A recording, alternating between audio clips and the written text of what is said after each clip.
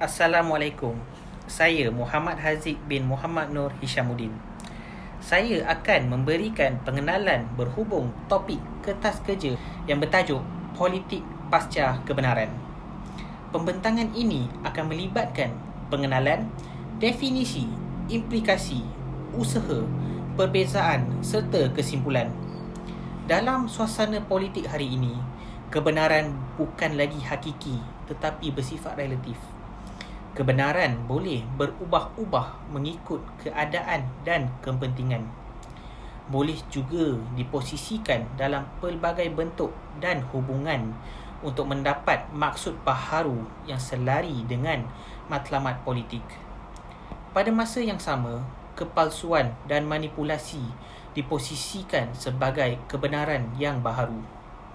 Kedua-duanya saling bersulam seli antara satu dengan yang lain hingga menjadi satu kebenaran yang baharu.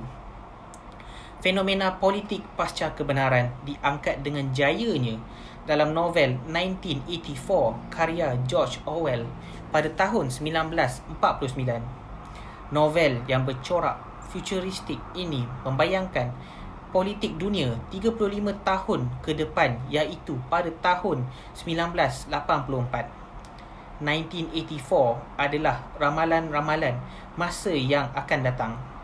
Menariknya, antara ramalan itu adalah wujudnya politik pasca kebenaran yang secara perlahan diterima ramai sebagai satu model politik masa ini.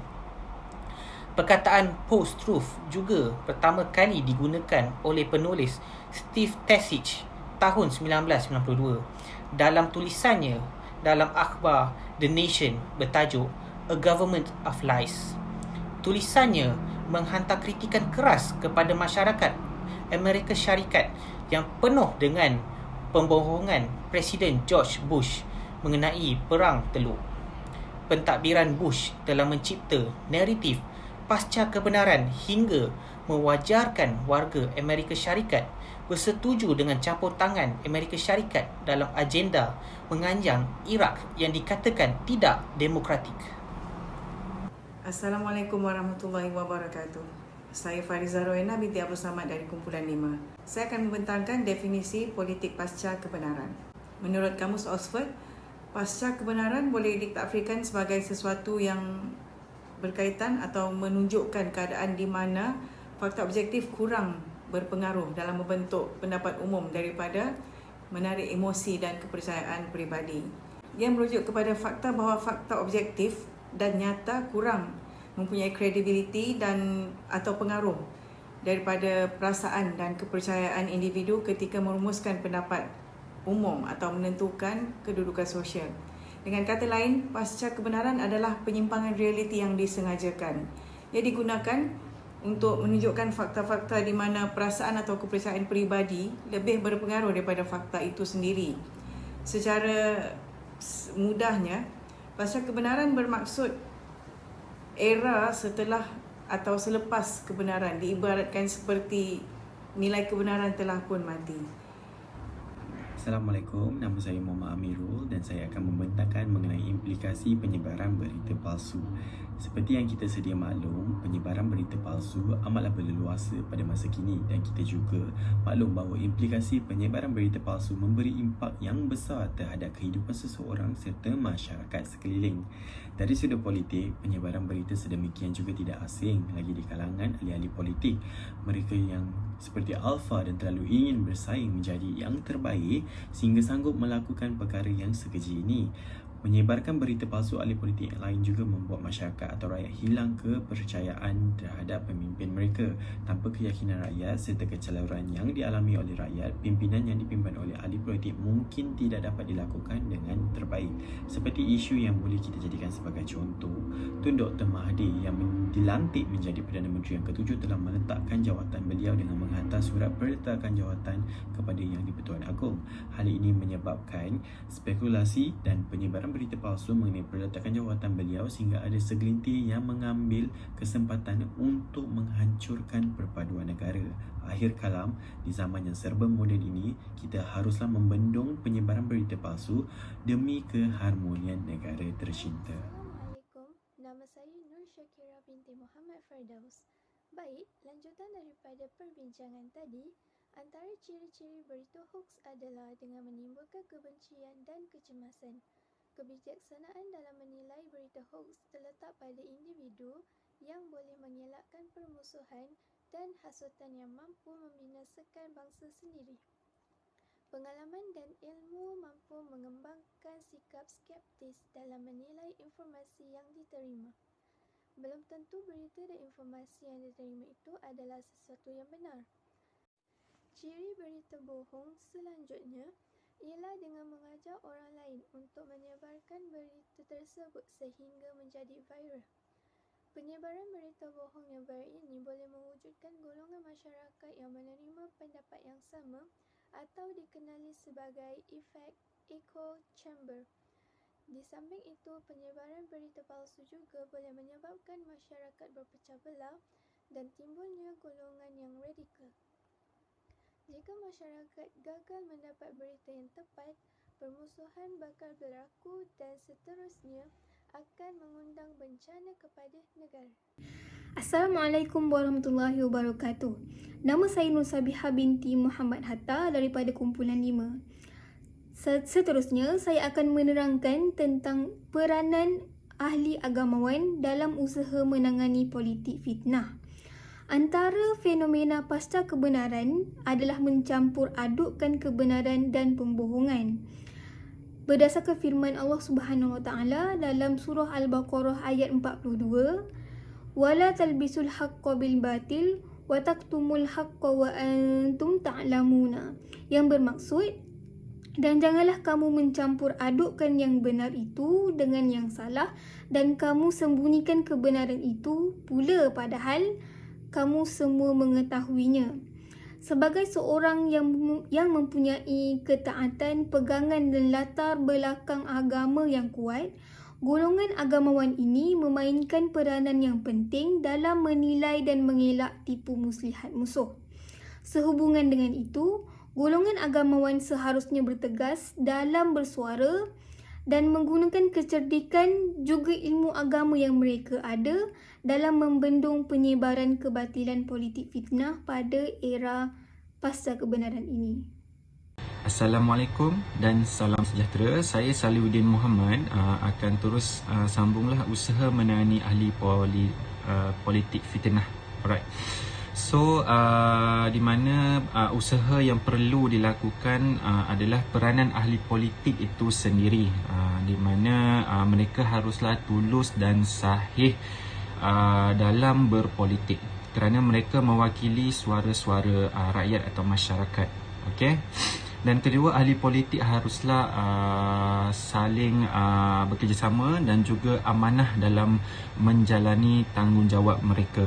Jika mereka tahu hukum hakam untuk berpolitik atau halal haram dan juga jika bukan Islam, di mana mereka optimis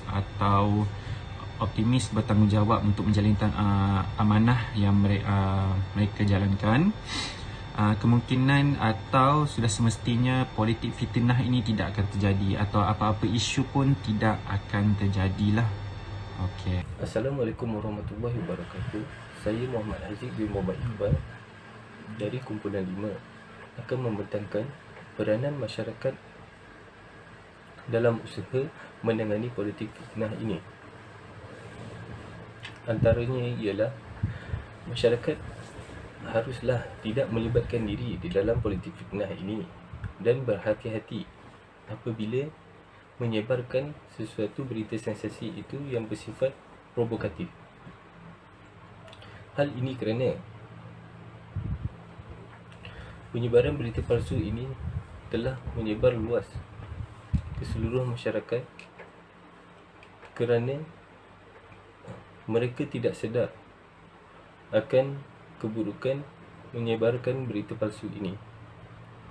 Selain itu, masyarakat juga harus melaporkan laman web yang menyebarkan berita palsu ini kepada Suruhanjaya Komunikasi dan Multimedia SKMM, dan individu atau pesalah akan didakwa di bawah Seksyen 233 Akta Komunikasi dan Multimedia SKMM. Secara ringkasnya, masyarakat juga haruslah memainkan peranan yang penting dalam menangani penyebaran berita palsu ini, supaya penyebaran berita palsu ini tidak meluas ke seluruh dunia. Assalamualaikum warahmatullahi wabarakatuh. Nama saya Siti Nur Fazlina Umaira binti Kamaruddin dan saya dari kumpulan 5. Saya akan membentangkan tentang perbezaan pendustaan dan pasca kebenaran dalam berpolitik. Sebagai kita sedia maklum, pendustaan dan pasca kebenaran adalah dua perkataan yang berbeza serta membawa maksud yang berlainan. Perbezaan dan pendustaan dan pasca kebenaran dapat kita fahami dengan lagi jelas dalam kisah Clinton dan Trump.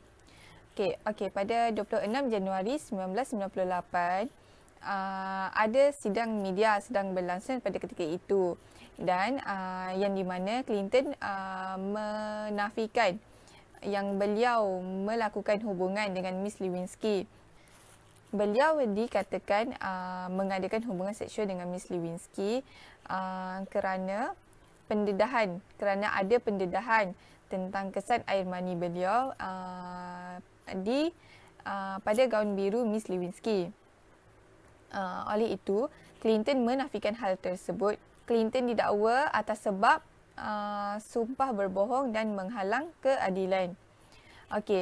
Bagi kes Trump pula, tuduhan Trump tentang berita palsu terhadap media utama seperti Washington Post, The New York and CNN, yang di mana beliau tidak hanya menolak fakta-fakta, tetapi beliau juga berniat untuk merosakkan infrastruktur apabila mengadakan perbincangan tentang kebenaran. Oleh itu, kita dapat lihat yang sikap Trump dan anggapan beliau terhadap tuduhan pendakwaan yang dibuat oleh Trump merupakan contoh kebiasaan pasca kebenaran. Oleh itu, kita haruslah mengenal pasti kepentingan peribadi dan amanah dalam berpolitik. Serta kita juga haruslah peka dalam menyampaikan maklumat dan berita yang sahih. Dalam era moden kini, perbahasan politik yang berunsurkan penipuan serta hujah demonstrasi yang berlandaskan emosi semakin menjadi ikutan dalam era politik tanah air kita. Unsur-unsur ilmu falsafah pendidikan dan rukun negara haruslah disemai dan dipraktikkan dalam proses pengajaran dan pembelajaran P dan P sejak dari bangku sekolah lagi. Dengan ini, kita dapat mengelakkan terjadinya perpecahan dalam kalangan kita, dalam masyarakat kita, serta peka dalam menerima sesuatu maklumat, dalam menerima sesuatu berita di media masa terutamanya.